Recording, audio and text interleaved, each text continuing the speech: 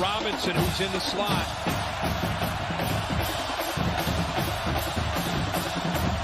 Look in that direction on a slant. Huge hit. Ball picked off. The Volunteers on the carry make an interception. Jawan Mitchell, they call him Juju. Discrepancy. Schuster, they were going to take a shot, but he's hit by Nelson. And Nebraska has picked up the football. Their first takeaway of the game. Wells way down the field. It is into coverage. It is intercepted. It is over. Lamarian James has sealed the victory for Old Dominion. And fittingly, it comes on a takeaway.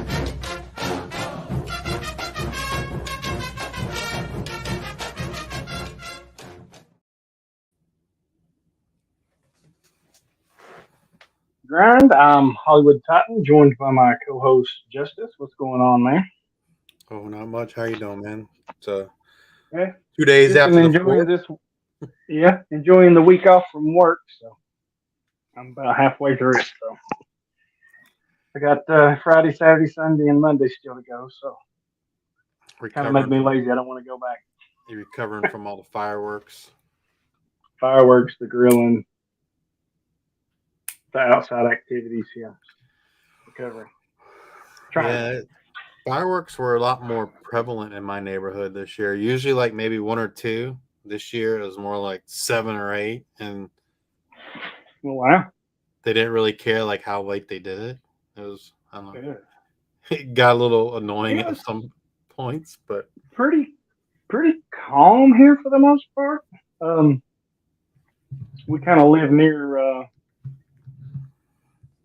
more so just a few miles away where they do the great big city show. They do it at the bridge on the lake. So, I mean, we're a few miles away, but we can still hear them. So they did that on the actual 4th, but our neighbors, I guess some of them did it on the 2nd because I guess some people had to work on Monday. So they did all theirs on the 2nd. And we had a few on the 3rd, but other than that, I think it was fairly quiet year this time around. So ours are all mostly the 4th.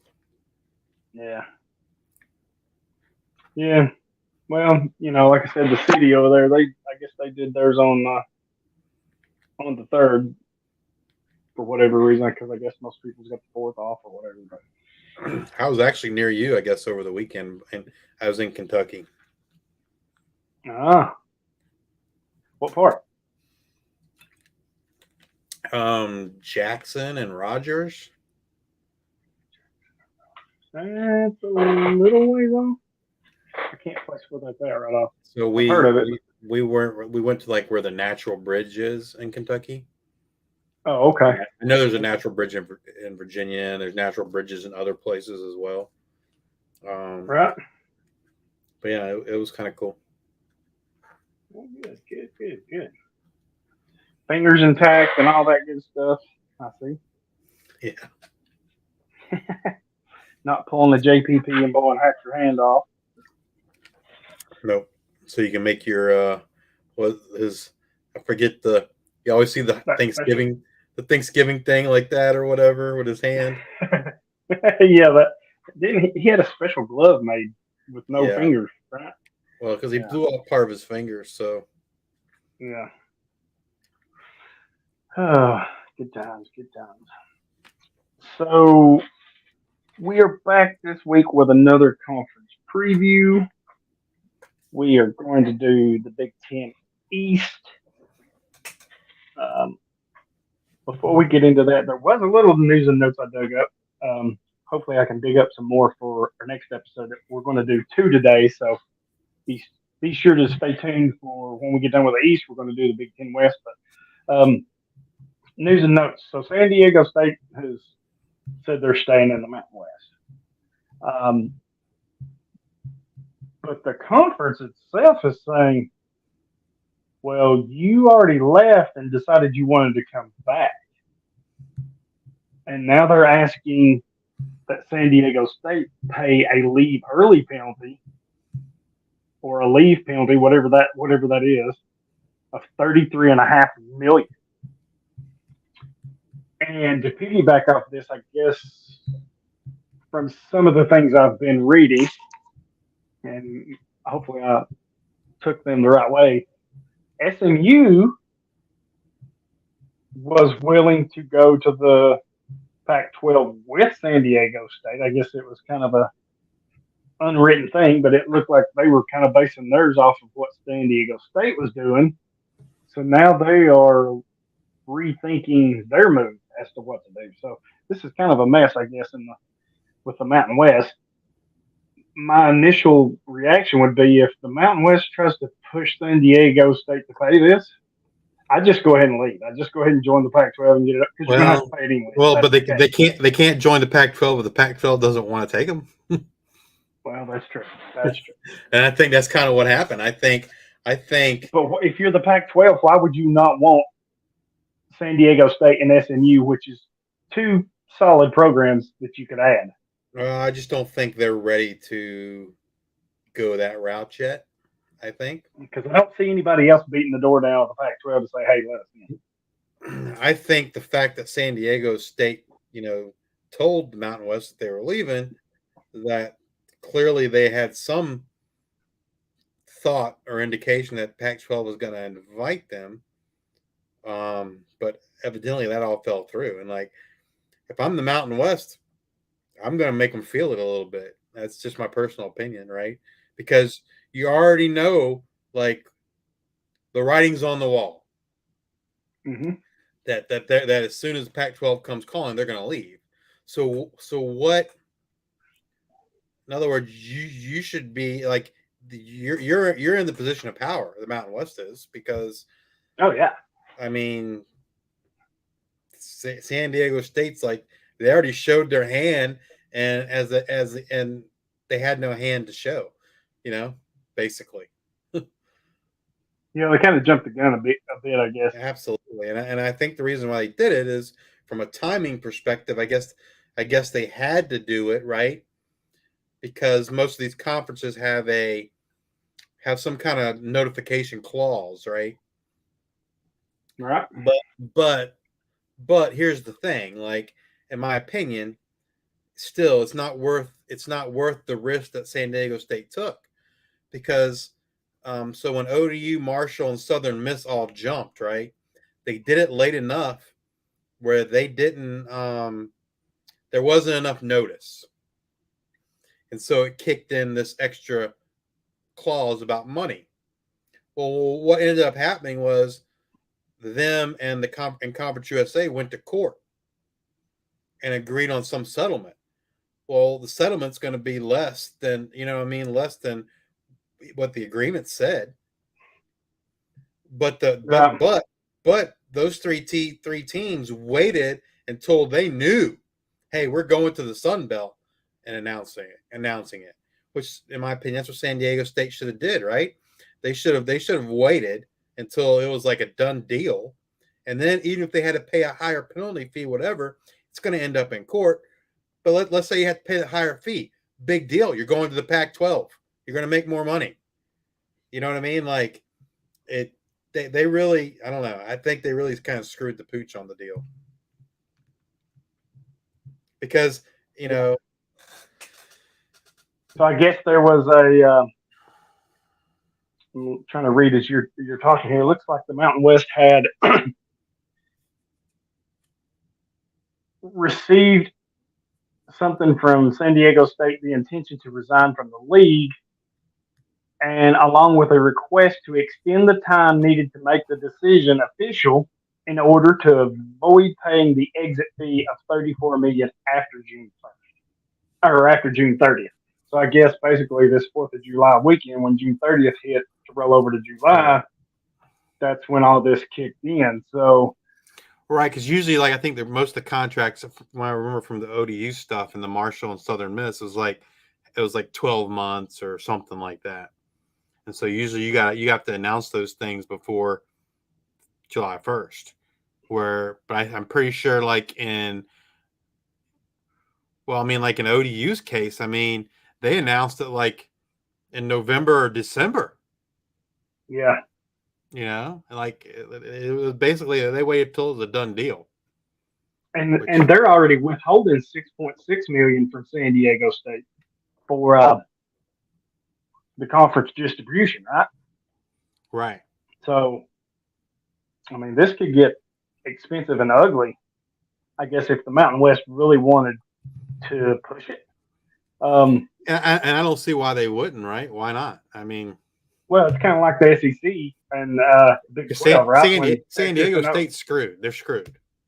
Yeah, Texas and Oklahoma wanted to leave. Well, the Big 12 said, okay, if you want to leave, you're going to pay this. You know, that's right. Leave early. And I think that's pretty standard practice for these conferences, I think. But it's kind of a shame that SMU got caught up in this because I don't really know what you do if you're them. Do they have some kind of? Well, they were smart. They didn't tell the AAC that they were leaving. True. They were the smart ones, right? I mean, in my opinion. Yeah, I was trying to look here. I mean, it still looks like from some of the headlines I'm kind of seeing, the SMU is still looking to move on. Well, think about this stuff. You're San Diego State. Let's say the Mountain West says, "Yeah, we're good. You're going to pay us this penalty. We don't want you anymore." So now you become an independent. Well, I mean, I don't know. Like, if you languish out there as an independent for a couple of years, who's to say maybe the Pac-12 doesn't want you anymore? I don't know. I'm just saying, okay. like, so here's because could this go downhill quickly for San Diego State? So this is, I think it will for them. So this is Sports Illustrated talking about this little fiasco by San Diego State. And it says, assuming that SMU has learned of San Diego's mistake, and I'm sure they have by now, they likely won't inform the American Conference, as you said, of their plan to leave until they know it's a sure thing. So they're probably going to stay in place. In order to leave, they would have to pay the American Athletic Conference an exit fee of $10 million and also provide a 27-month notice of departure. So that's a year and that's 2 years and 3 months. Yeah. So even if they left right now, it's just 2026. Well, my guess is that if SMU was to not provide that much notice, they just pay a higher penalty. Yeah, I would assume so. But if they're going to the Pac-12, they're making more money. So, yeah. So I guess that's kind of where everything is. I guess it's all right for SMU because they can win that conference in football. I don't know what their other sports are really, but football, I think they could win that conference if they put everything together. Yeah. Football and basketball. Yep. I mean, because that conference got significantly weaker. Like, oh gosh, yeah. Like way weaker, right? Let's see. I mean, you lost Cincinnati, Houston, Central Florida. So, you think about who's strong that's left. SMU, Memphis. Well, you've got. Let me get over here to the football. I mean, none of the teams they brought in are like great teams. They're all because if I'm not mistaken, the AAC's got agreement with some teams in some sports. If I'm not mistaken, is that? Well, I mean, not in the big sports. They're all in for the big sports. Maybe some smaller sports, but. So football, they have Charlotte, East Carolina, Florida Atlantic, Memphis, Navy, North Texas, Rice, SMU, South Florida, Temple, Tulane, Tulsa, UAB, and UTSA. So UTSA is right now probably the best team in that conference. I think they're preseason ranked, if I'm not mistaken. Memphis, Tulane, SMU. But they got SMU, yeah. They got significantly weaker. Yeah, they definitely got a lot weaker. When Houston and those guys left, that that hurt.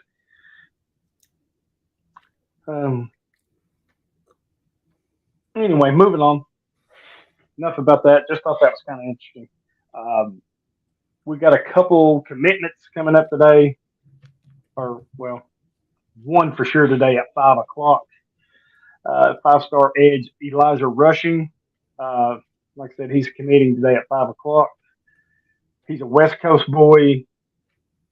Expectations, because I've been watching this kind of closely because Tennessee's involved, of course, but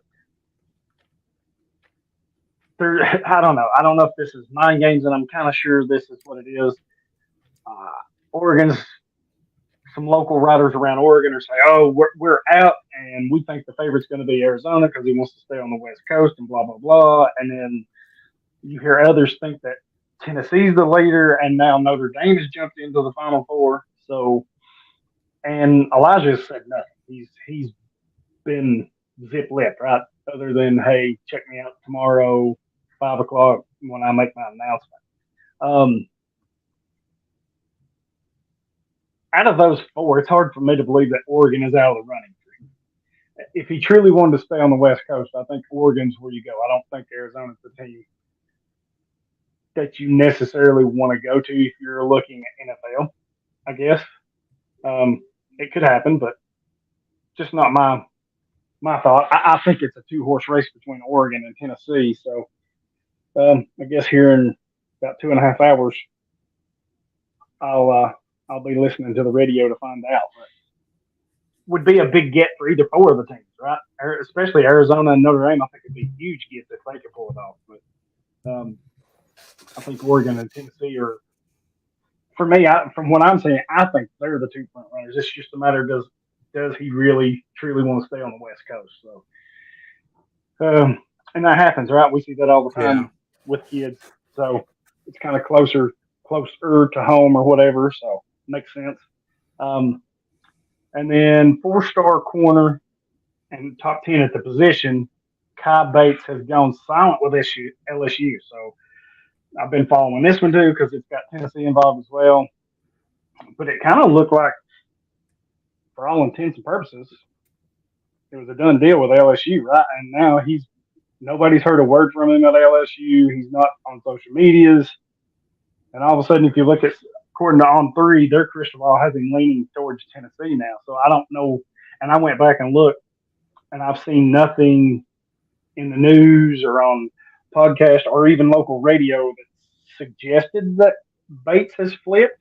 I think they're kind of, from what I understand, they're kind of shocked too because they don't know. Nobody's talked to him, right? So nobody knows really what he's thinking. So be interesting. I know he's a 4-star, but for Tennessee that would be huge, especially since we need secondary help. But that was two of the more top-ranked recruits that are fixing to commit. There's some other ones, but still a lot of time to go around. July will be a busy month for recruiting because, especially for this 2024 class that's coming, a lot of those kids, they like to get that commitment out of the way so they can focus on their senior year before they go in. So, and July is kind of that last moment, right? Because right now they're in spring practice, or not spring practice, but summer camp. School's just around the corner next month in August when the new semester and stuff starts. So I think a lot of these high school kids, they like to get that out of the way so they can focus on their senior year which makes sense if you can lock all that up. I mean, you can still flip it any time until you sign that national letter of intent or whatever, but still, now that you got the 1-year transfer, it don't really mean anything, right? You're not truly, totally locked in. So, right. But yeah, I expect July to be hot and heavy with a lot of announcements and commitments. So we'll see. Do you think there'll be a push? Not too long ago they had an early signing period, right? December. Do you think there's going to be a push to make that even sooner? And when it's like an official signing period, right? People can commit whenever they want to commit, but it doesn't really become binding until they sign that national letter of intent. Do you think there's going to be do you foresee that there'll be a push to make it the period even sooner than December? Like you're saying, like October, November, that Or way. even like, I don't know, August, right? I don't know. I'm just thinking like, before the season starts, right? Because, I think Well, December's not great, I think, for the college coaches, right? Because their season's just ending. But maybe August isn't good either. yeah, They're trying to do playbooks and, practice. And I just don't know. I want to say no because this December period is relatively new itself. It is. If Yeah. I'm thinking, because what it was usually, February was the traditional date, right? And then you open up this window. Because it's only been for December maybe now. 2-3 years, right? For the December, is that Yeah, right? a couple years, maybe 3 at the most. I think you're right on that. And I don't know. I don't see them moving that earlier in the high school season or the college season. I don't think you want to, especially college. College, they really don't. It'd have to be in the summer. If they were going to do it earlier, it'd have to be in the summer, right? I mean, right. And I don't see that happening during the year. So, like you said, it has to be in the summer, which is your May, June, July. Spring games are usually April. yeah. Most of them, I think some are in March, some towards closer to May, but for the most part, early weeks of April is your. So I don't think you really want that window there. I don't know. I kind of don't see it because you got the whole season. Your seasons are over except maybe the championship games and some bigger bowl games. So December, you can get in there and feel relaxed. Some of the coaches can and say, I feel like this is what we did or didn't do, and then you got the holidays. So I think December's right. I just because I think there's this other window early in the year. You got the February, you got the normal window, and then I think there's another one later, right? Like April, May. Ain't there a third window there? The other one, no, it's just February. It's just December. Well, December, and then the one in February, and then the one in February. Anytime afterwards, you can. You're talking about when they can sign. Right. Yeah, so they have the one in December, and then the second one's like, I don't know, early February. But then after that point, anytime, I guess. Yeah. So see, I don't think they'll move it then. I think that's just a early window, really, because after February, you can sign pretty much any time. I don't know when that date cuts off. Is it the start of the season? Well, it's only for people coming into that next recruiting class, so it's not for like you couldn't assign that far out in advance. You basically have to be in your senior year or done with your senior year before you can do it. So yeah, I think that December is, now that we discuss it a little bit, I think that's really for like early enrollees, like you said, players that are done. Maybe their season plays a little sooner and the finish is a little sooner, so they can go ahead and get that out of the way. I think, which I guess there's still loopholes and ways to navigate it, but right now, to answer your question, I don't think they'll move that into the summer. And I guess I could see like smaller schools pushing for it, right? Because like your Alabama's and Georgia's, they don't really care. They're going to get who they want when they want them. So, like for them, I think they'd rather have it later, right?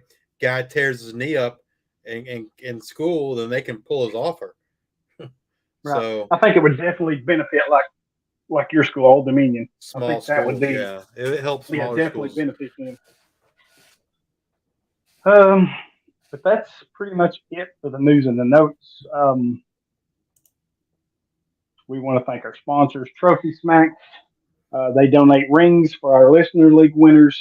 Our Devy IDP Grind campus and the Canton side, and then our 2 IDP Nation leagues. So we thank them for that. We've showed you many times. Nice, heavy, quality merchandise here. I can figure out where I'm going. As you can see there, nice, well built, very heavy.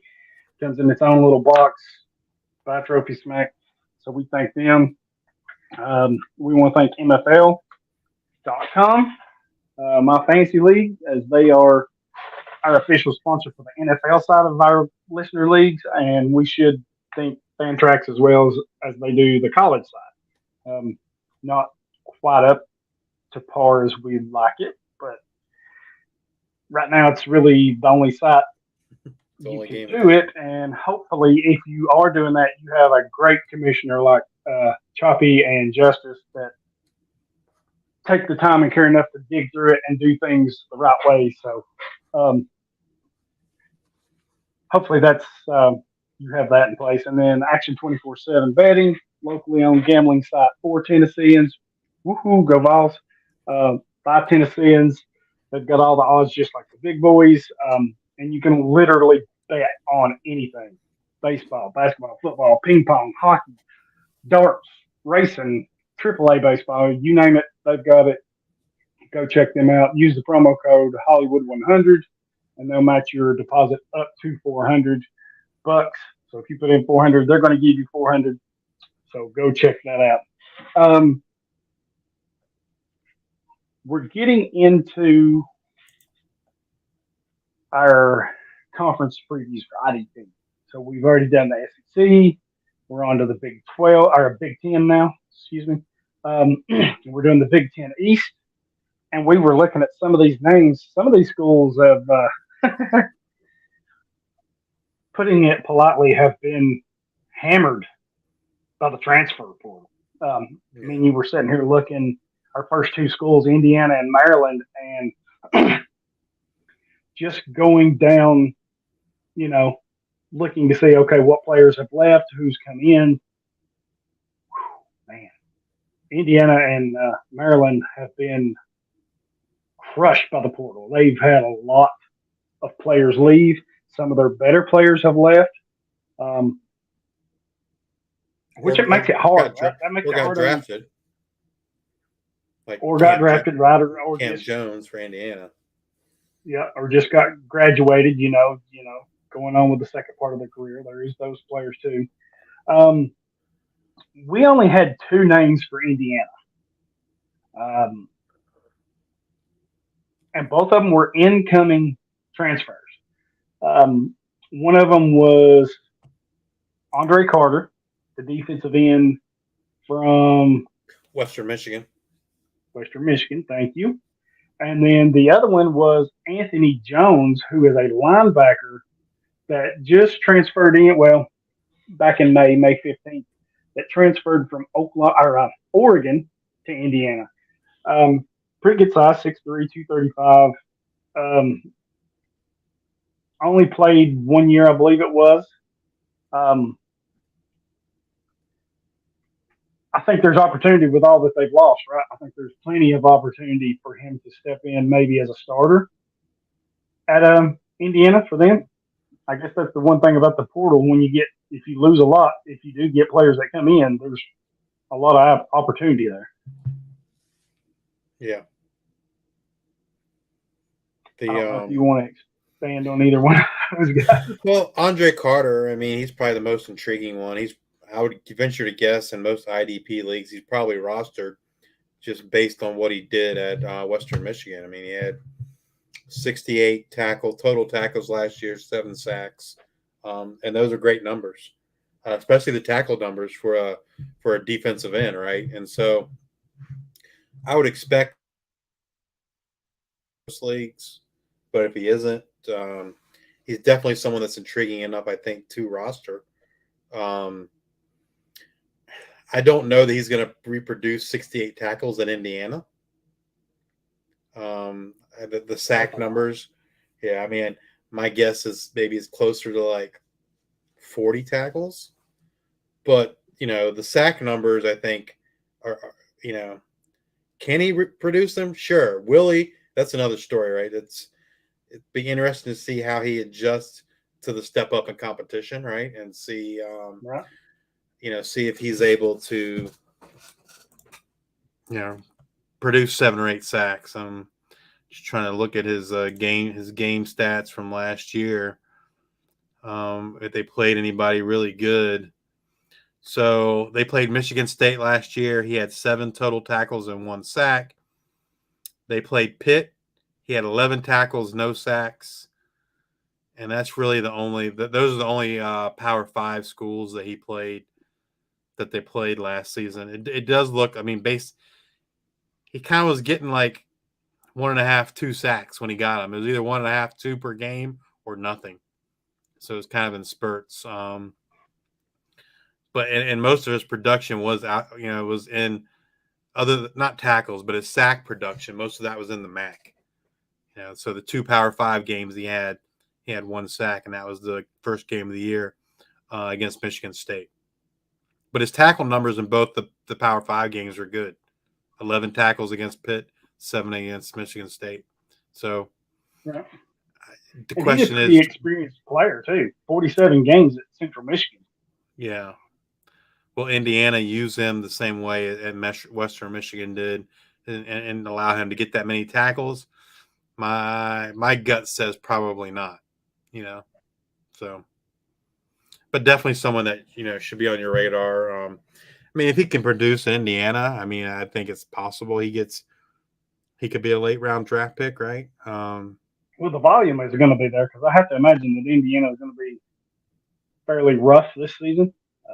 Right, he's certainly going to have the opportunity. The question is he going to? Right. What's he going to produce with that opportunity? What's he going to do with it? Right, and I'm trying to see. So on their website, Indiana's website, they have him listed as a defensive line, which with his size kind of tells me he's going to play more up front along the line, interior top. Oh yeah, I mean he's 6'5", 263. So yeah, I mean he could play edge, but from what it looks like with the D line classification, maybe he's going to kick inside some. Maybe if he adds weight, I don't know. But and then Anthony Jones that I was talking about, transferred from Oregon. He was a true freshman last year. So, and they redshirted him, so he's still got 4 years of eligibility left. And he's pretty decent size, 6'3", 243. If you look at some of the recruiting services, they kind of liked him, pretty well. So maybe a change of scenery will be good for him. And like I said, you'll have the opportunity in Indiana. He'll have the opportunity to see the field. Now, what he does with that, we'll have to see. But at least that's kind of my thoughts on it. Yeah, and they lose Cam Jones, right? And so right, he got drafted. So a young player that can potentially fill in someday. You kind of like that upside for him. I'll let you go with Maryland. I just wanted to get us started there, but I thought it was interesting that those two. Well, just real quick, so many losses. Cam Jones, he had 54 tackles last year, but he only played in 5 games, so he was averaging 10 tackles a game. I assume he got injured early on because he played the first 5 games of the year and didn't play anymore. And so 10 tackles a game, that's if he does step into that role, that definitely would be of interest, right? So yep, absolutely. Someone more to kind of keep an eye on as a watch list kind of guy, right? Not someone that you necessarily drafted. All right, so Maryland, the first player is Jashawn Barham, who was there last season. He's a linebacker. He was their 3rd leading tackler last year at 59 tackles total. He had 4 sacks, 1 pass deflection, and a forced fumble and a fumble recovery. He was their top linebacker in terms of tackles. He was a freshman last year, and so I think given that he was a freshman and their top tackler, yep, that's something of interest, right? To kind of or top linebacker for tackling, and hopefully he can improve. Looks like he started 12 of the 13 games, missing the Northwestern game for an injury. But other than that, he played and started every game. So. Yeah, so it's definitely someone to keep an eye on in IDP leagues. The next player was their leading tackler last year. And if I remember correctly, he had some really, really big games, which I think kind of made him the leading tackler. Is Bo Braid, the safety. Trying to look at his game log now, but if I remember, he had he had a 15 tackle game against SMU, and then 2 8-tackle games. But he had 85 total tackles last year as their leading tackler. He had 2 forced fumbles, 5 passes deflected, 2 interceptions. Definitely like from a safety position, 85 tackles is pretty good. So, I don't know if he has any NFL capabilities. He's 6'1", 200 pounds. So he might be a little bit small to kind of play like in the box role at the next level. But I can't really speak to his coverage abilities, so I'm not sure. But from a college production standpoint, that's pretty good. 85 tackles for a safety. And then the last guy is someone I think you added, Jordan Phillips. Was he there last year? Yeah, hang on, my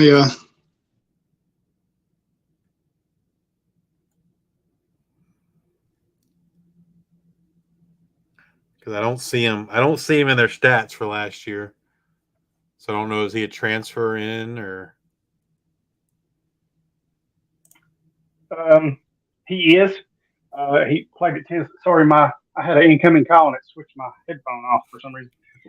Phillips was a freshman last year for us at Tennessee. 6'2", 295.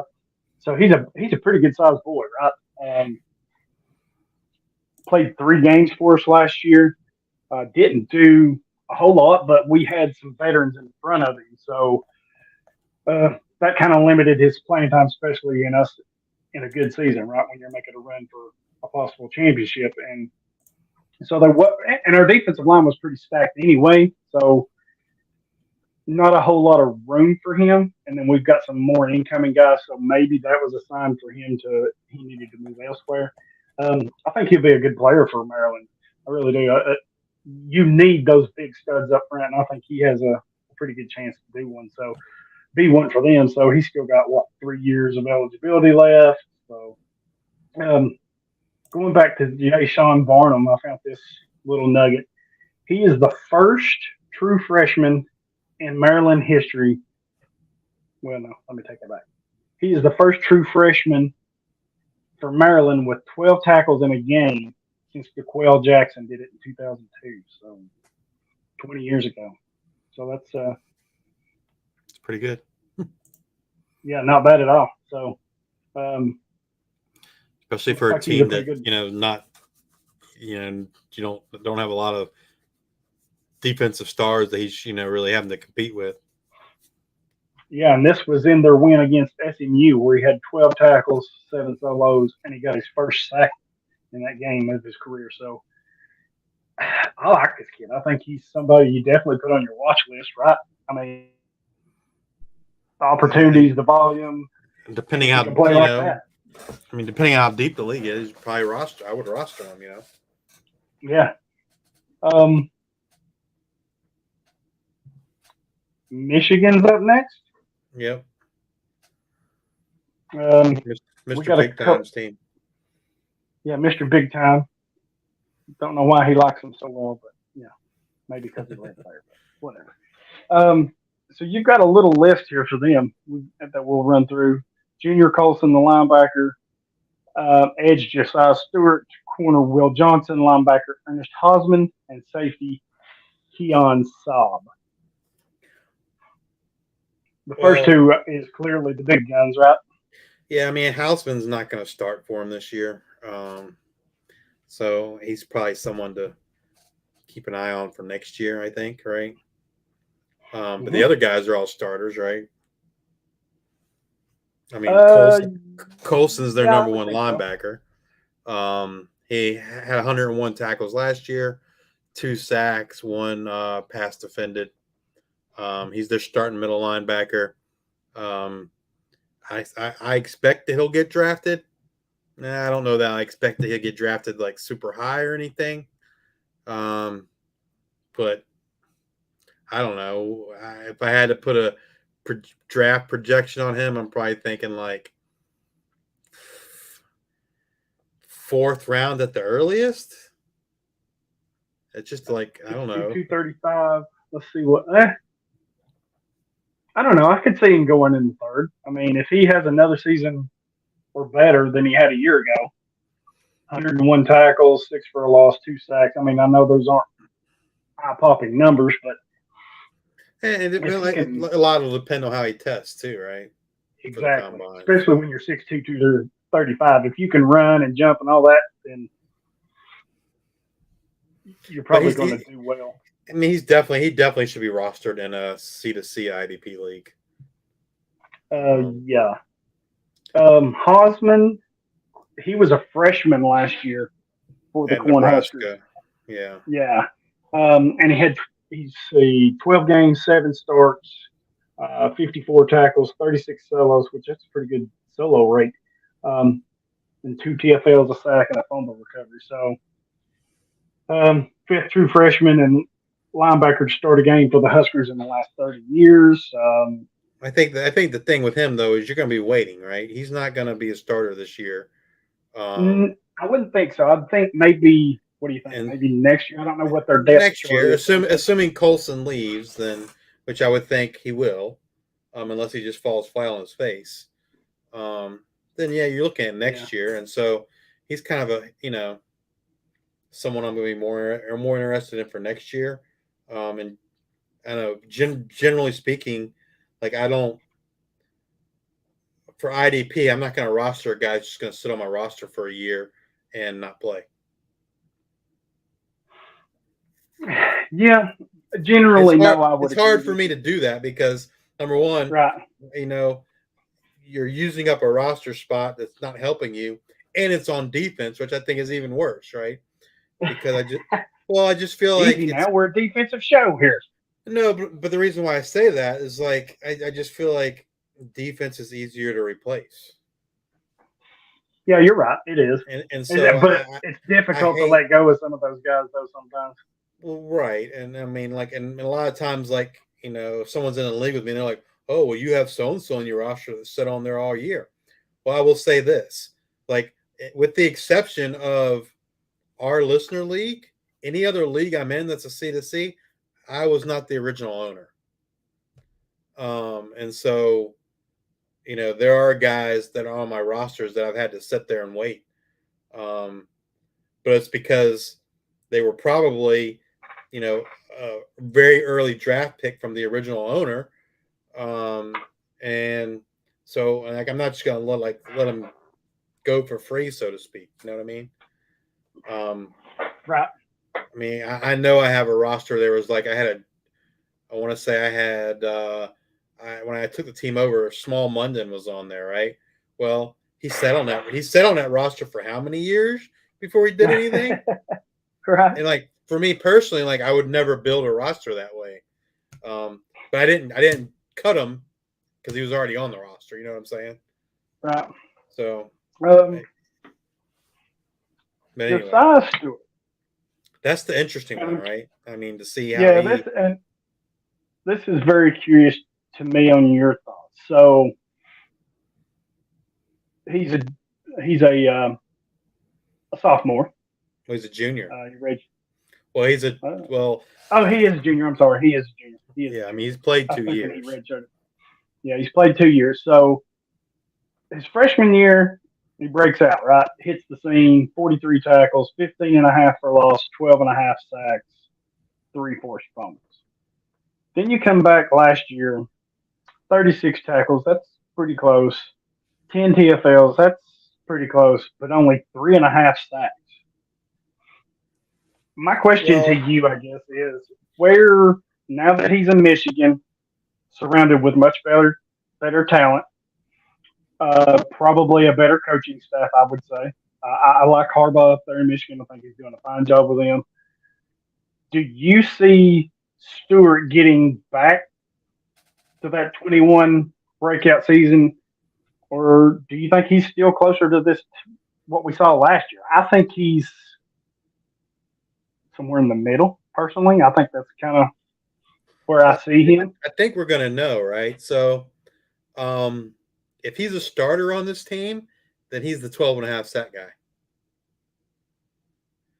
I mean, if I had to pick one or the other, I think he's closer to the 12.5 than he is the 3.5. I don't necessarily mean that I think he's going to get 12.5 sacks this year, but I think he'll be closer to that. I mean, I think his talent is closer to that. Maybe that's a better way to say it.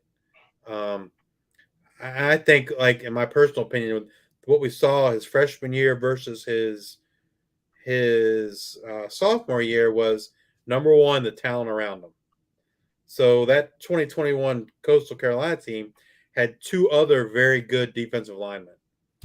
Their names escape me off the top of my head, but they had two really good defensive linemen on that team. And he's a true freshman, right? So they aren't game planning for him. So, you know, say he caught people by surprise.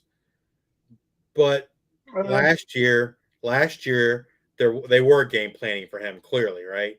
There was no other. Oh, yeah, easily. Those other two guys were gone on the defensive line. He was the focus. He was the focus, and so, you know, he didn't. And the Coastal Carolina defense was terrible last year. I mean, my God, they let ODU run for 200 yards against them, and like ODU didn't run like that against anybody else. Like nobody else at ODU run like that, but they ran like that against Coastal Carolina that day, and their defense was just atrocious. And so, like you said, he's going to have more talent. I don't know. He's not necessarily going to be the focal point of other offenses, right? And so it's just a step up a competition. I don't know. Like I think we assume he's going to start, but we don't know that for sure, right? Well, I mean, I would have to imagine he's the starter. This is what I think. I think if he doesn't start, well, then I would say he's closer to the 3.5 sack guy. Right. Or at least that's what Michigan thinks about him. Because they lost Mike Morris, right? They don't know they necessarily have someone else to step into that role, right? And so the natural inclination is that's going to be Stewart. So if he's not a starter, then he's There's something wrong if he doesn't start. Yeah, that's for sure.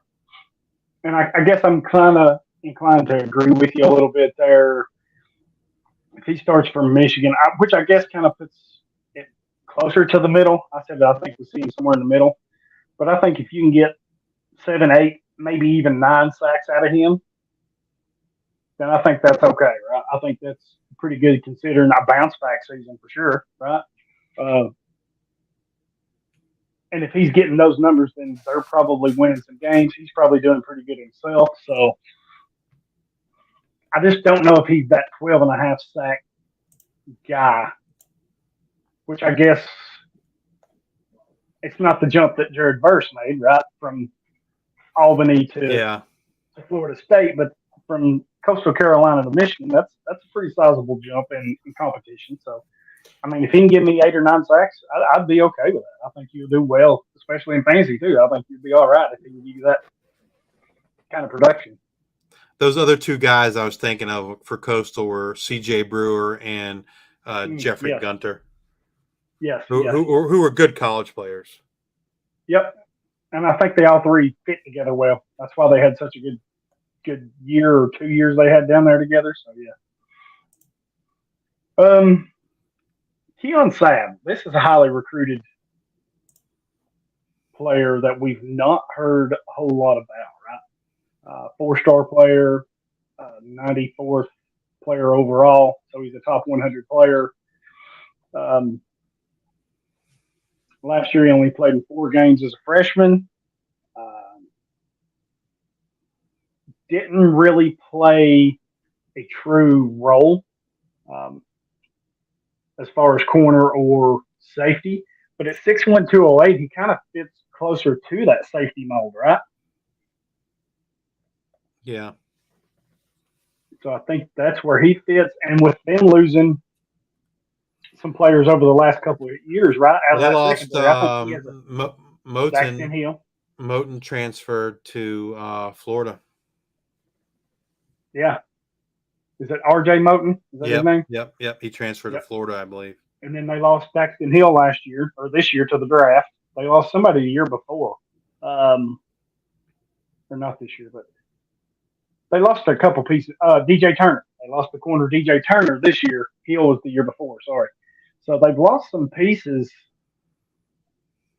I think Saab's in for a significant role. Now, what that'll be this year, I'm not quite sure, but I was pretty high on him.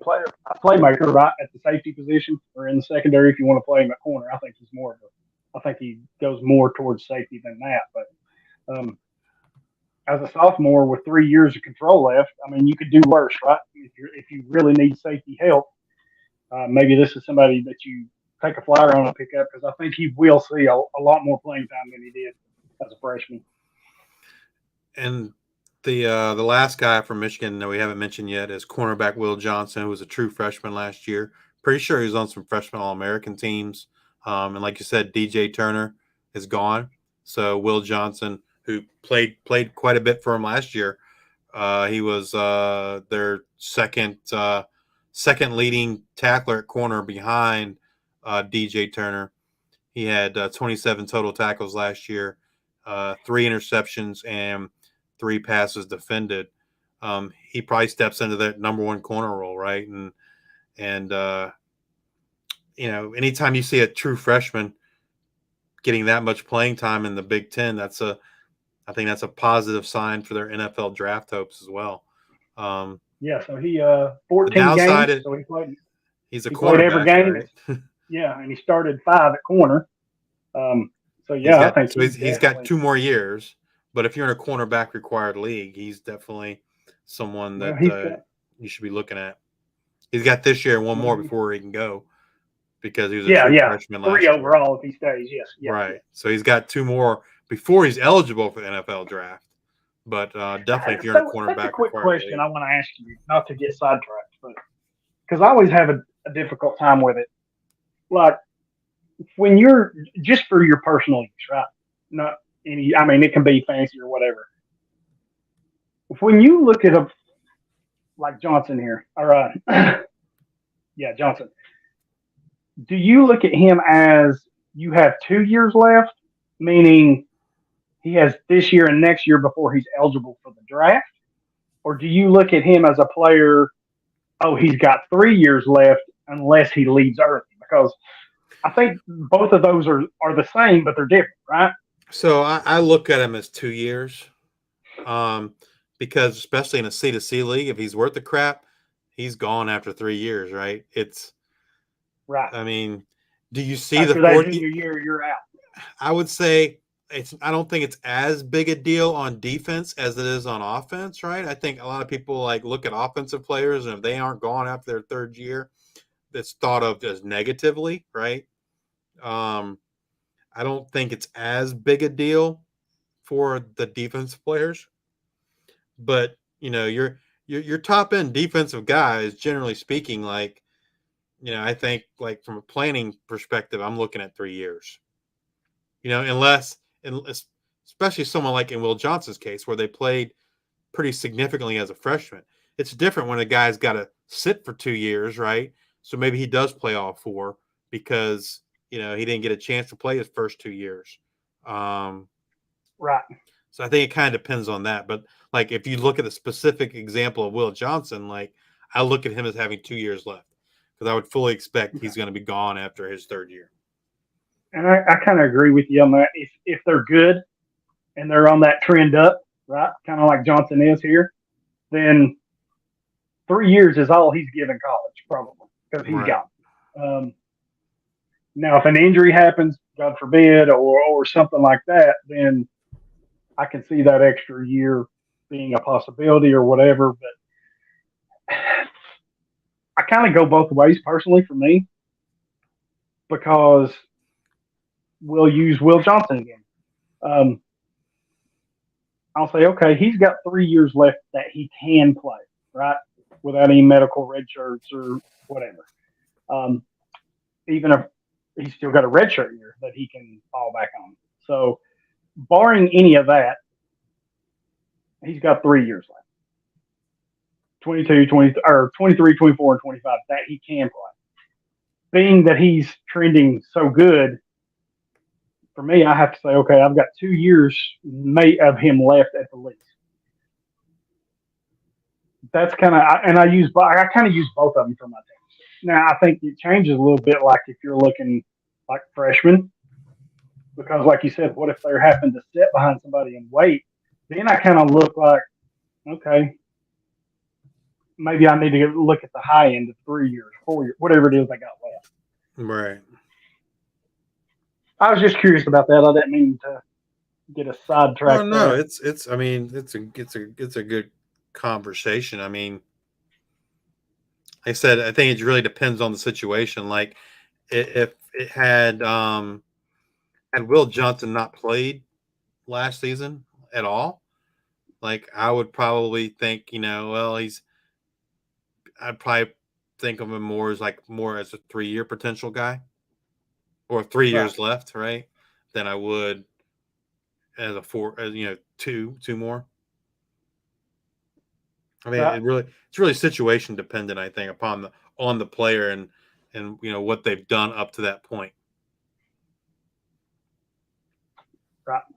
I think that does it for Michigan. Michigan State, the mighty Spartans.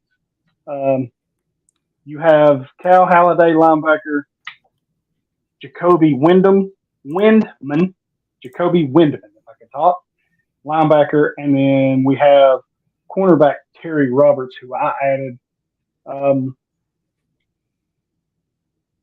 think, in fantasy, I guess corners are kind of a dime a dozen, right? For the most part, unless you can just.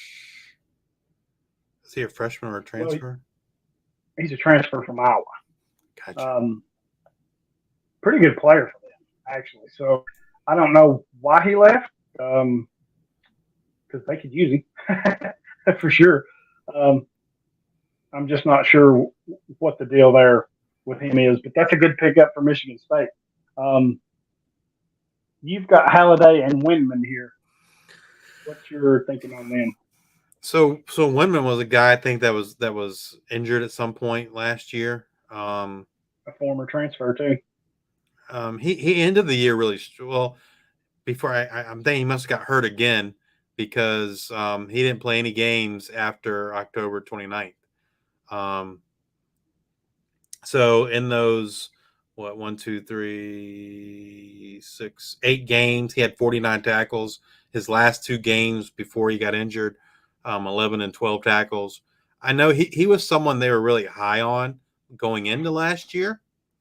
But obviously the injury kind of derailed that. Now Halliday, on the other hand, was their leading tackler last year. He was a freshman All-American the year before.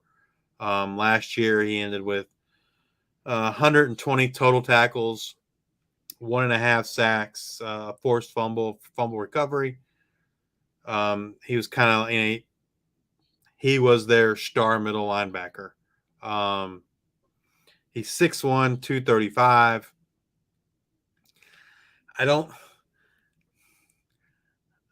I'm just not sure about his. I think if he's a little small. Yeah, the weight isn't really the concern for me so much as the height, right? Exactly. You need to be what, 6'3"? I mean, because my concern is if Michigan State's saying he's 6'1", is he really like 6 foot? Right. Right. And so it doesn't really matter in my opinion. Like we saw it this past year with Ivan Pace, right? Super productive, but he was a little on the short side, right? Yep. And he fell in the draft. He fell a long way. Well, he didn't even get drafted. He was an undrafted free agent. Exactly. Now the only difference is obviously Halliday's doing it at a higher level than Ivan Pace was, but yeah. Right. So I like both of these guys. I think I like them for college production for sure. I just don't know at the end of the day Halliday's NFL ability given his size. Exactly. I think if you need a college linebacker, he's probably a good get. 216 tackles, in 25 games over the past 2 seasons, 120 and 96. So the floor for him is there, right? As a college producer, I think you can plug him in each week. He's probably going to be pretty reliable and dependable. If your league scores more big play type stuff, then I think I would go with Wyndham because he's more of a actual box score filler, right? Yeah, he had 5.5 sacks, 49 tackles. Yeah, 5.5 sacks, 10.5 TFLs, a pick, 6 forced fumbles, 3 pass deflections. So plus he gives you tackles. Looks like he was 49 in 8 games, so he was right at 6 a game, just over 6 a game, which isn't bad. So I think if you can get that with some of these other stats fillers that he does, I think I would rather take a chance on him for this year. And like he's 6'2", 250, so maybe he has a little more NFL value. Right, especially like as an edge rusher, maybe. I mean, that's still kind of short pipe for an edge, but yeah. Talking about the NFL, so Ben Van Sumeren, who was pretty sure he was a UDFA, but he got some hype, like last year, just because of his pro day, right? Because he wasn't at the combine, he didn't get invited to the combine, but he had some pretty freakish pro day numbers.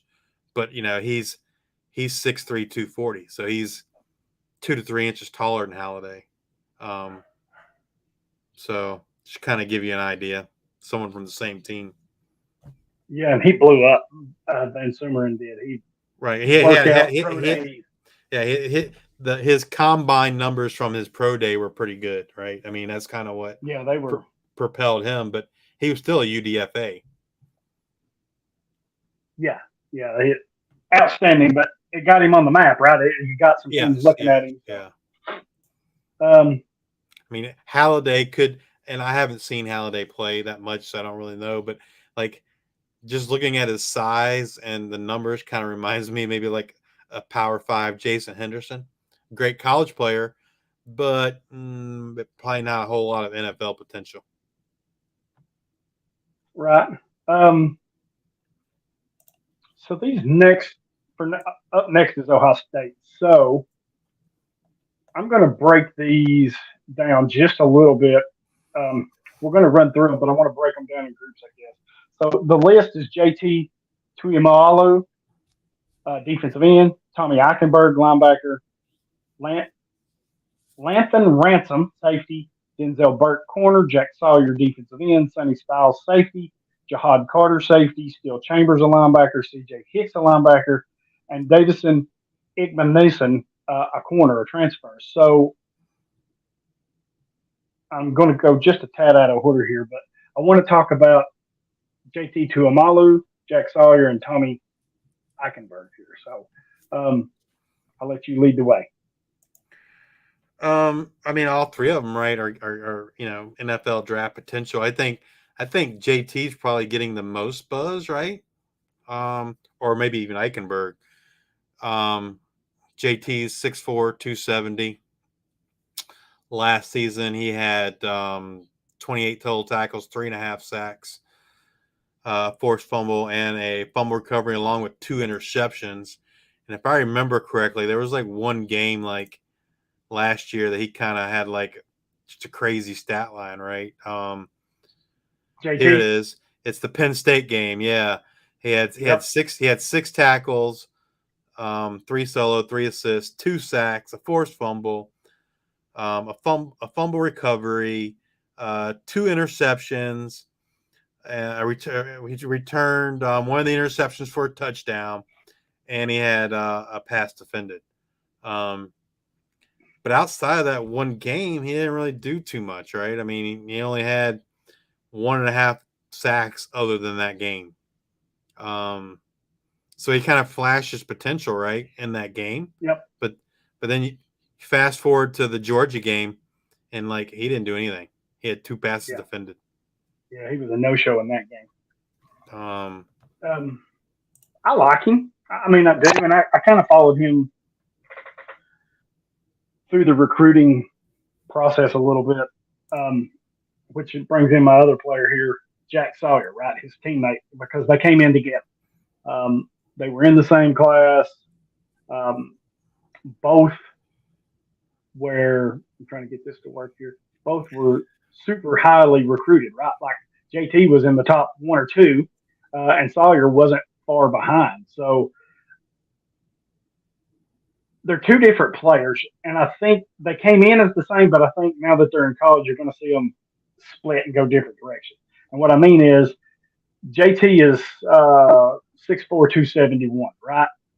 I think the way he's built, though, and the way he plays, I think he sticks on the D line, right? So he's going to kick inside some. He's going to play that defensive end. I think Sawyer is a little, now the numbers are the same, but I think Sawyer's a little different. 6'4", 265. I think he plays more of that true edge, right? And it kind of showed because he had 6.5 sacks last year. So, but if you're looking at both of them, it's like they hurt it. I think Tuimalu is more of your pressure guy, your impact behind the line of scrimmage, where Sawyer is your more of your true edge rusher. I think, I wouldn't be surprised to see him to get up near 10 sacks this year. I mean, he had 3 as a freshman, 6.5 last year. So the natural progression is 10, right? That's where you want to see him take that next step. So I've had some people ask me, Tuimalu is probably the high. Well, he's not probably. He is the higher recruit, but Jack Sawyer's, for me, is the better player, and I think I don't want to say he has a better NFL trajectory, as I think they both get there, but I think fantasy-wise, the fantasy value, I think Sawyer's, for me, is where you get it. Yeah, I mean, so basically you kind of see JT more as a 3-4 defensive end, I guess. Yes. And I think Sawyer's more of that stand-up edge rusher, and I think from an NFL perspective, at least the mock drafts I've seen, JT's definitely gotten more love than Jack right now. Yeah, he is getting more love. I think, he's, like I said, some of the mocks we've seen, his name is well off the board before Sawyer. So, and then our third one here in this group is Tommy Eichenberg, the linebacker. It kind of came out of like nowhere, right? Like just to exactly. But he kind of had to wait his turn too, though, right? So yeah, that's the only thing that really stinks about these power programs: Ohio State, Georgia, Alabama. They get these really good players, but a lot of times they don't get to show how good they are until they're 2, sometimes 3, even 4 years into their college career, unless they transfer somewhere. Yeah, and he's another one. Like, he's listed at 6'2", so is he really 6'2", or is he really a 6'1"? Yep. If it's true, 6'2", 239, then that's pretty decent. You can work with that. 120 tackles last year. Played pretty well against, some of the 9 against Notre Dame. He had 14 against Wisconsin, 9 against Rutgers, 8 against Michigan State, 15 against Penn State, 13 against Northwestern, 13 at Maryland. Even had 8 at Georgia in the national or in the playoffs that year. So I like him. 120 tackles. That's pretty impressive. That's right around 10, I think, or just a little less than 10. But he made the big jump right from year 2, which he redshirted his freshman year. But from 21, he had 64 to last year he had 120. So that's a big jump. I'm gonna have to go kill this dog. I'll be right back. Just joking. But I will be right back. Yeah, I mean, he definitely should be rostered in any kind of CFF IDP league for sure. I don't know how he wanted to group them next, but I'll just stay with the linebackers and look at Steel Chambers and CJ Hicks.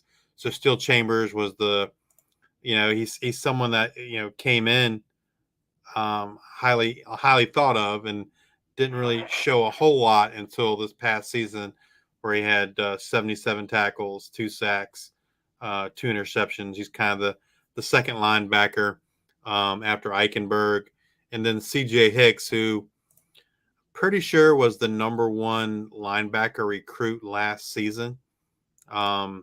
He didn't play a whole lot in last year as a true freshman. He did play in, it looks like 5 games, which is really interesting. So he basically burned a red shirt because he played in more than 4 games, which seems very strange and odd to me that they would play him in that 5th game.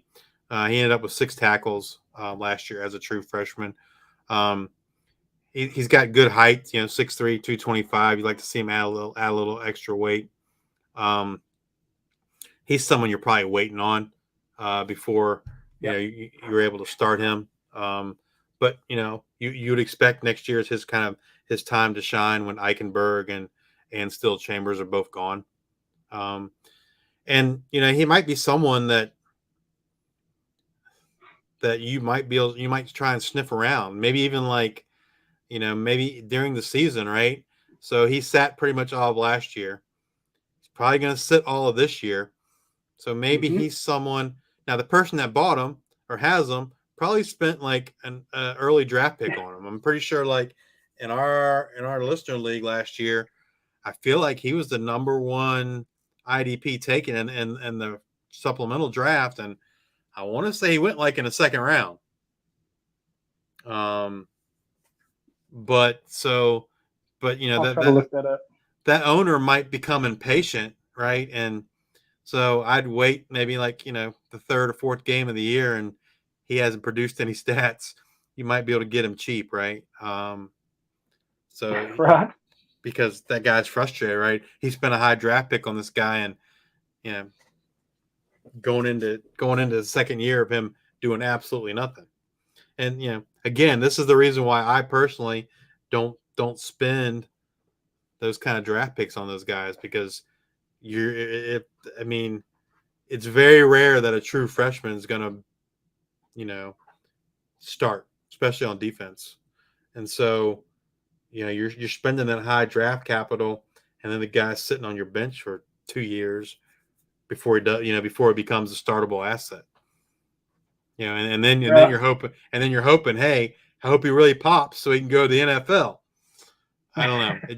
That just seems like a bad bet to me, considering the price you're having to pay to secure. Yeah, and I guess the thing with everything is owners is they don't want to miss out, right? They don't want to miss out being the one that drafted the one that made it. That's it. Yeah. Which if I've got room, I don't mind missing out, especially on defense. I don't. Yeah. But if I kind of have the room, if I have 3 or 4 solid linebackers and I have a spot that I really just don't have a need for, I don't mind drafting a player like Hicks and let him sit there for a year or 2, right? Because he's probably going to fill a role and then within the next year or so when those guys move on. So, but yeah, now for my roster, if I have needs, then I'm not crazy about it, but I still do it from time to time because I'm guilty. I'm like, man, I know this kid's got the potential to make it. I don't want to let him go,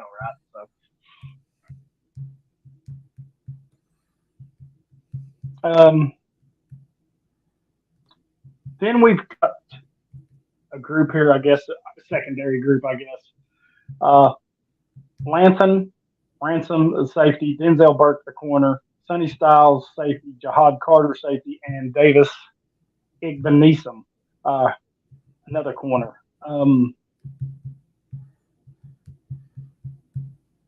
Styles and Carter are the 2 that stands out, right? In that group. Well, Chop. Oh, I'm sorry. We're still on Ohio State. Styles and Carter, yes. Styles and Carter. Where Carter's the transfer from Syracuse. Yep. Like I said, secondary you can kind of get pretty much easily. And Styles was he was a true freshman last year, right?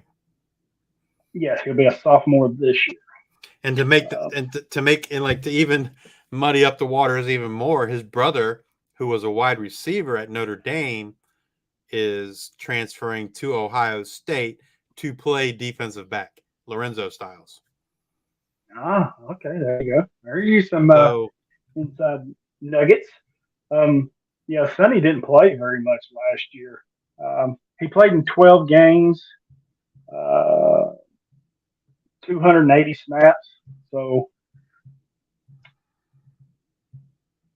not too bad, but not nothing heavy, right? So you expect him to pick up a little more this year. You want to talk about any of the others before we move on? I mean, cornerback. If you're in a cornerback required league, Denzel Burke, right? I mean, Yeah. Ohio State's kind of known for, their cornerbacks. He was their 5th leading tackler last year, 34 tackles, 5 passes defended. I mean, he's someone he's going to get drafted again, but you're only interested if you're in a cornerback required league. Right. All right, we've got 2 schools left here. Up next is Penn State. You have edge Chop Robinson, linebacker Abdul Carter, cornerback Kalen King, and linebacker Curtis Jacobs. So, I mean, as far as draft capital for next year, it's Chop Robinson and Kalen King, right? I mean, Chop Robinson and very well could be the number 2, 3 edge in this class, right? Behind Jared Verse. Yes. He's going to get drafted in the first round. I mean, he transferred. I'm trying to think where he came from. Was he at Florida State? Where was he at? I don't remember where he was at before he Maryland. came. Okay, Maryland. I couldn't remember where he was at before he came to Penn State. But yeah, he played 8 games for the Terps in 2021. Had 19 tackles, 2.5 for loss, and 2 sacks. So last year for Penn State, 25 total tackles, 5.5 sacks. I don't know how many TFLs he had. Do you know? it says 10 here, what I'm seeing. So, but yeah, I mean, he's getting a lot. He's getting first round draft buzz. Yep. If he's not owned in your leagues, he absolutely should be. I think. Yep.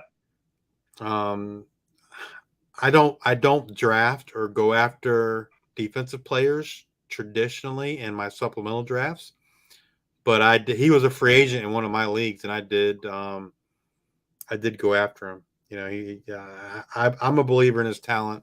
I think he is a first round pick, unless he just kind of falls flat on his face this coming year. And then Kalen King is the other guy that's, he's probably better than Joey Porter, who just got drafted, right? right. And Kalen King, 30 total tackles last year, 15 passes defended, 3 interceptions. Again, he's probably going to be a first-round talent. And so if you're in a cornerback required league, he should absolutely be rostered. And then we kind of get to the next. I don't know if you want to talk about either one of those 2 guys. No, I agree with you on both of those. I think that King definitely steps in for Porter and is the starter right away. And with Robinson, he should be on a roster somewhere. If he's not, then go grab him right now. But he definitely should be rostered. And this next guy is it's going to be 2 years before he's in the NFL. But we talked about him last year as a true freshman, and Brock. Brock's the one that kind of really brought him up last year, and then Brock went out and pretty much secured him in every single league. But I remember we did a profile on him last year, and my biggest concern with him was his weight, right? Because at that point he wasn't big enough to really be an edge. Right. But me and Brock were talking about him recently, and I'm gonna try and look it up on the Penn State roster. But Brock was saying that he put on quite a bit of weight, now, and so edge, NFL edge is a possibility. And so, yeah, so he's now listed at 6'3", 250. And so last year when we were talking about him, like he was like 220 something, right? 230. Right. And so that was my big concern with him, was like I just didn't know where he fit in the NFL because he didn't have the size for a true edge. He wasn't big enough. Right. But he has put on the weight to be a true edge of the NFL, and he was a stud last year as a true freshman. There's no doubt about that, right? I mean, he had 56 total tackles, 6.5 sacks. If you believe in numbers, he wears the number 11, which is a kind of a famed number for Penn State. The most number. Right, the most recent was Micah Parsons, and I'm not saying Abdul Carter is Micah Parsons, but it's kind of it is it's a number that has meaning for Penn State. And so if you listened to us last year, you should have already picked up Abdul Carter in your leagues and owned him, because I seriously doubt he's available in any leagues now, right? I mean, he shouldn't be. And we've got Curtis Jacobs here too, and I think Carter was second on the team last year with 56 tackles. Jacobs was third with 52, and then you had Kalen King, who we just mentioned down there. He was ninth with 30, right? Well, they lost quite a bit off of this team, so I could easily see those three being the leading tacklers again this year. Right, I think King takes a pretty good jump, and then those two are up there. But Jacobs, 52 tackles, 7.5 for loss, 4 sacks. He had the big interception. He ran back 47 yards for a pick, 2 pass deflections, 2 fumble recoveries. So he does a little bit of everything. I think he's probably more closer to the true inside guy than Carter is. I do think with that size, I almost think that Carter eventually ends up as an edge, right? Oh, absolutely. That's where he is. Yeah. Next level. He's an edge. I mean, if you can play him at edge and him playing linebacker, that's great and all, but I think maybe he's like I hate player comps, but maybe like think of him as a Micah Parsons light. I don't know, right? I mean, I'm not saying he's Micah Parsons because that's like impossible, but that's such a hard comp to make. I mean, I'm just saying, like, see it though. Someone that can play a little bit of linebacker and play a little bit of edge is really what I'm more trying to project. Right. Anybody else that you think is worth mentioning from? I mean, someone we talked about last year, but I think he's probably he's a guy that's going to have to buy his time, and that's Danny Dennis Sutton, defensive end. I mean, he had a good season for a true freshman. He had 17 total tackles and 3 sacks, right? But I think he's probably a year away before he's like he's not. I think he's a rotational player right now, but he's probably a year away from being that number one defensive end for them. Right.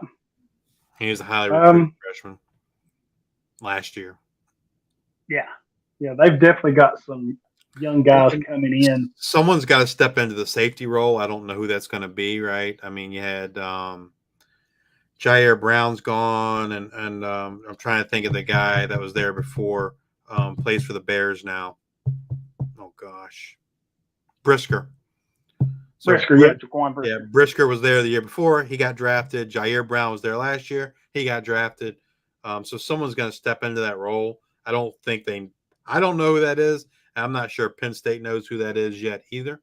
So that's probably something. Yeah, I've not seen anything where they've kind of said this is our guy. Usually you'll see tidbits and hints along the way, and I've not seen anything. So because I felt like last year, like they were pretty adamant that Brown was kind of the next thing, right? And so I think that's probably something to kind of keep an eye on first few games of the season. Awesome.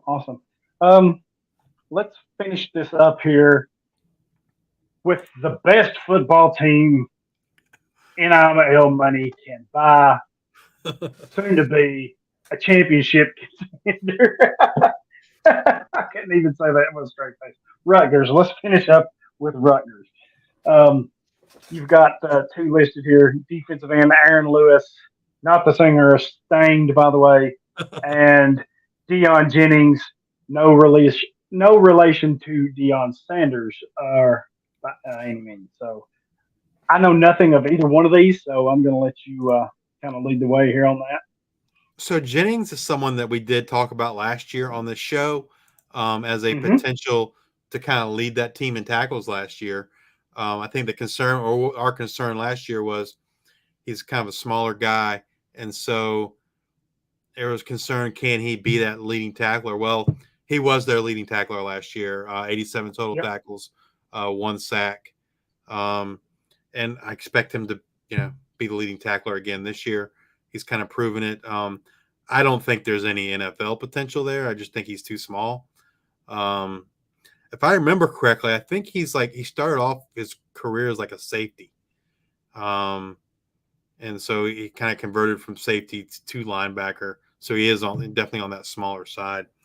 And then this other guy, Aaron Lewis, I think the reason I put him on this list from a defensive end standpoint, he had 54 tackles last year, which is really great. Right? It's normally defensive ends are kind of like half that number. But from a sack perspective, he didn't do much. He only had 1.5 sacks last season.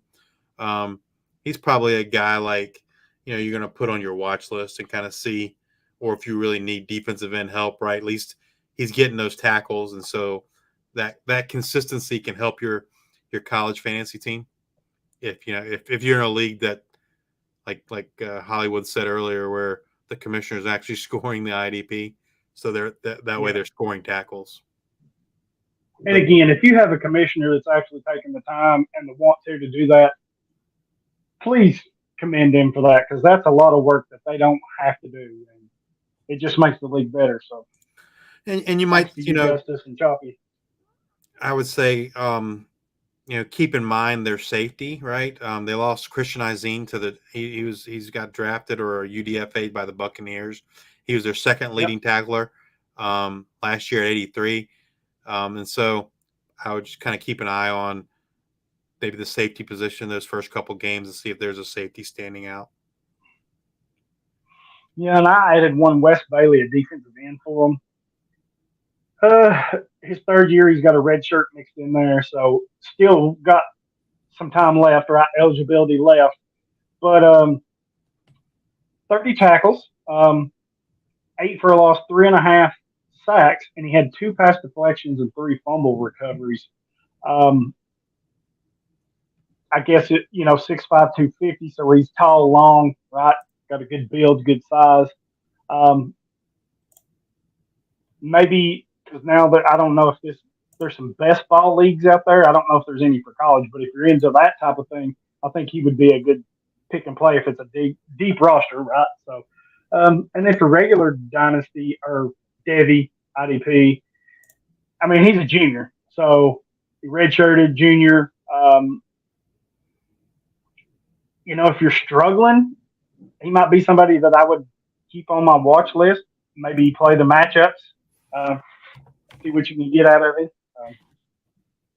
But Rutgers did not have a whole lot. But I do think safety is a spot. If you can pinpoint who's going to be their starter or starters, then those may be your best 2 options possibly. Yeah. So that does it for the Big East or Big Ten East. And as many of y'all can probably hear, it's storming pretty bad out my window. I apologize if it's noisy, but